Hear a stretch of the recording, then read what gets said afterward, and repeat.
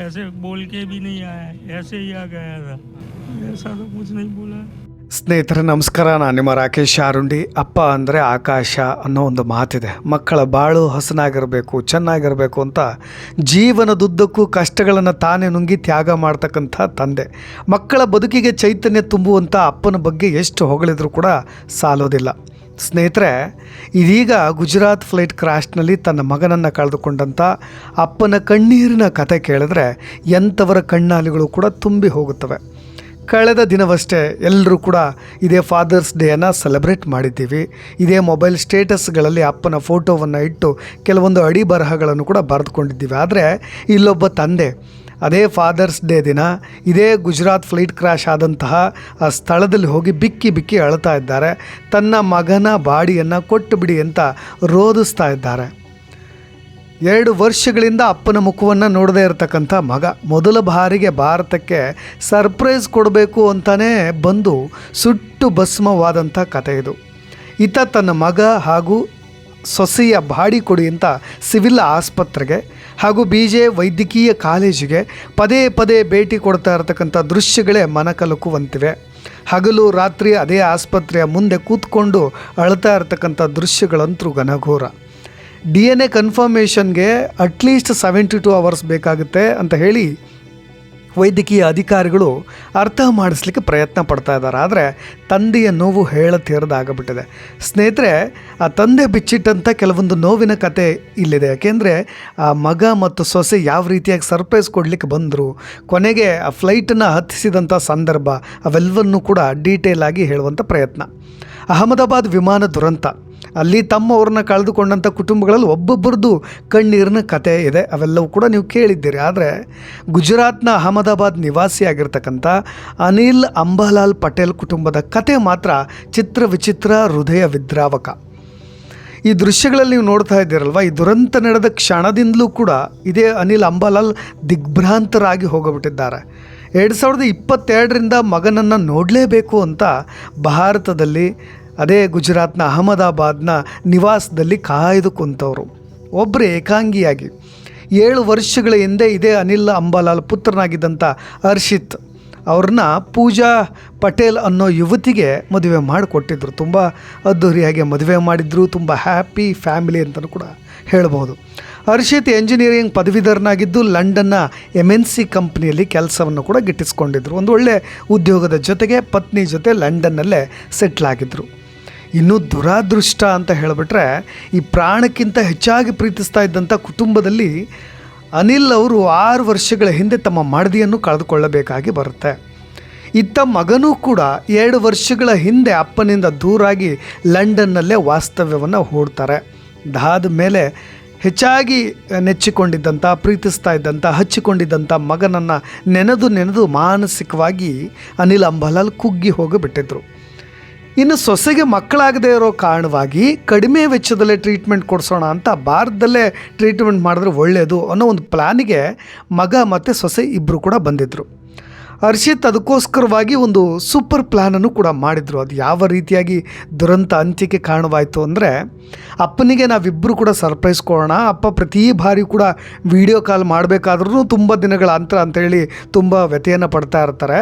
ನಾವಿಬ್ಬರು ಇಂಡಿಯಾಗೆ ಹೋಗಿ ಅಪ್ಪನ ಎದುರಿಗೆ ಡೋರ್ ನಾಕ್ ಮಾಡಿಬಿಡೋಣ, ಅವ್ರು ಎಷ್ಟು ಖುಷಿ ಆಗ್ತಾರೋ ಅದು ನಾವು ಕೂಡ ಫೀಲ್ ಮಾಡಬಹುದು ಅನ್ನೋ ಒಂದು ಉದ್ದೇಶದೊಂದಿಗೆ ಇದೇ ಫಾದರ್ಸ್ ಡೇ ಸಮೀಪ ಬರ್ತಾಯಿತ್ತು. ಜೂನ್ 2ರಂದು ಭಾರತಕ್ಕೆ ಬರ್ತಾರೆ.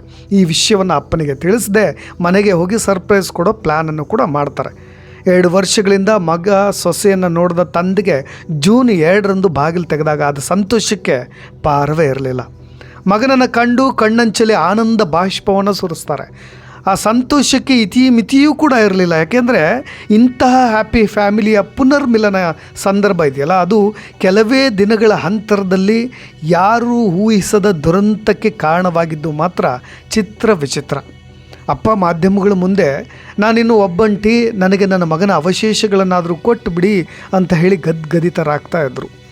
ಇನ್ನು ದುರಾದೃಷ್ಟ ಅಂದರೆ ಮಗ ಹಾಗೂ ಸೊಸೆಯನ್ನು ಮತ್ತೆ ಬೀಳ್ಕೊಡ್ಲಿಕ್ಕೆ ಈ ದುರಂತ ನಡೆದ ದಿನ ಸರ್ದಾರ್ ವಲ್ಲಭಭಾಯಿ ಪಟೇಲ್ ವಿಮಾನ ನಿಲ್ದಾಣಕ್ಕೂ ಕೂಡ ಬಂದಿದ್ದರು. ಮಗ ಸೊಸೆಯನ್ನು ಫ್ಲೈಟ್ ಹತ್ತಿಸಿ ವಾಪಸ್ ಮನೆಗೆ ಬರುವಷ್ಟರಲ್ಲಿ ಅದೇ ಸೊಸೆಯ ಮಗ ವಿಡಿಯೋ ಕಾಲ್ ಕೂಡ ಮಾಡಿದ್ರಂತೆ.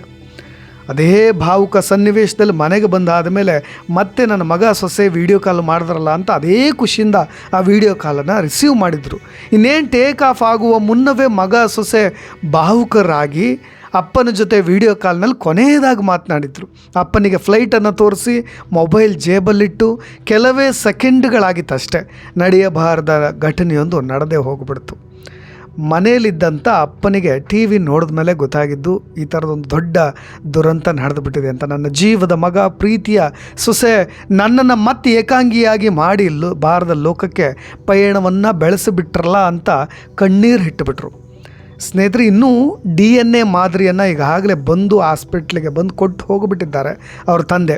ಶನಿವಾರ ಬೆಳಗ್ಗೆ ಅವರು ತಮ್ಮ ಮಗ ಮತ್ತು ಸೊಸೆಯ ಶವಗಳನ್ನು ನಾನು ಪಡೆದೇ ತೀರ್ತೀನಿ, ಇವತ್ತು ತೊಗೊಂಡು ಹೋಗ್ತೀನಿ ಅಂತ ಇದೇ BJ ವೈದ್ಯಕೀಯ ಕಾಲೇಜಿಗೆ ಮತ್ತೆ ವಾಪಸ್ಸಾಗಿದ್ದರು.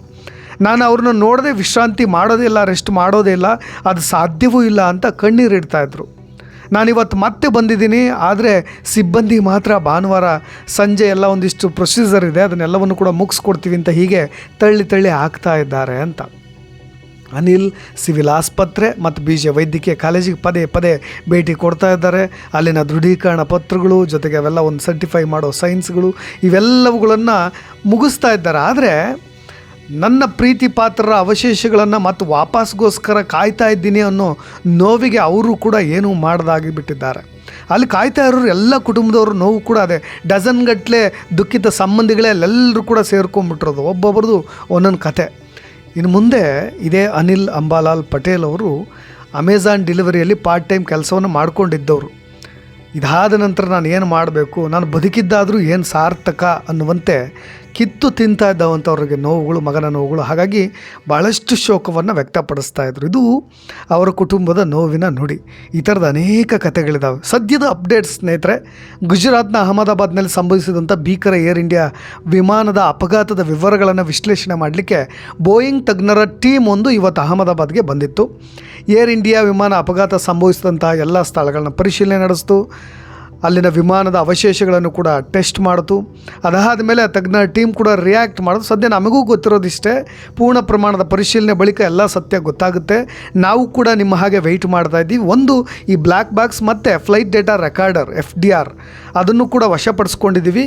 ಕೆಲವು ದಿನಗಳ ನಂತರ ಈ ಕಾಕ್ಪಿಟ್ ವಾಯ್ಸ್ ರೆಕಾರ್ಡರ್ ಇರುತ್ತಲ್ಲ ಅದನ್ನು ಪತ್ತೆಯಾಗಿದೆ. ಅದು ಕೂಡ ಈಗಾಗಲೇ ಕನ್ಫರ್ಮೇಷನ್ ಬಂದಿದೆ. ಅದರ ಡಾಟಾವನ್ನು ಕೂಡ ದಾಖಲಿಸಿ ಫೈನಲಿ ಏನಿದೆಯಲ್ಲ ಅದನ್ನು ನಾವು ಹೇಳ್ತೀವಿ ಅಂತ. ಇನ್ನೊಂದು ಬ್ಲ್ಯಾಕ್ ಬಾಕ್ಸ್ ಸಿಗಬೇಕಿತ್ತು, ಅದು ಕೂಡ ವಿಮಾನ ಡಿಕ್ಕಿ ಹೊಡೆದಂಥ ವೈದ್ಯರ ಹಾಸ್ಟೆಲ್ನ ಆ ಚಾವಣಿ ಮೇಲೆ ಸಿಕ್ಕಿರೋದು. ಹಾಗಾಗಿ ಅದನ್ನು ಇಟ್ಕೊಂಡು ಇನ್ನೊಂದಿಷ್ಟು ಅಪ್ಡೇಟ್ಸ್ಗಳನ್ನು ಕೊಡೋ ಪ್ರಯತ್ನ ಮಾಡ್ತೀವಿ ಅಂತ ಒಂದು ತಜ್ಞರ ಟೀಮ್ ಕೂಡ ಹೇಳಿರೋದು. ಸ್ನೇಹಿತರೆ, ಈ ಗುಜರಾತ್ನ ಘಟನೆಯ ಬಗ್ಗೆ ನಾವು ಎಷ್ಟು ಹೇಳ್ತಾ ಹೋದರೂ ಅಲ್ಲಿ ನೋವಿನ ನುಡಿಗಳೇ ಇರ್ತಾವೋ ಹೊರತು ಅಲ್ಲಿ ಯಾರ ಕುಟುಂಬದ ಸಂತಸದ ಕ್ಷಣಗಳು ಕೂಡ ಅಲ್ಲಿಲ್ಲ. ಎಲ್ಲವೂ ಕೂಡ ಹಾಗೆ ಅಚ್ಚಳಿಯದ ಹಾಗೆ ಉಳಿದಿರೋದು. ಇನ್ನಷ್ಟು ಅಪ್ಡೇಟ್ಸ್ಗಳೊಂದಿಗೆ ಮತ್ತೆ ಬರೋ ಪ್ರಯತ್ನವನ್ನು ಮಾಡ್ತೀನಿ ಅಂತ ಹೇಳ್ತಾ ನಾನು ರಾಕೇಶ್ ಆರುಂಡಿ. ಧನ್ಯವಾದ.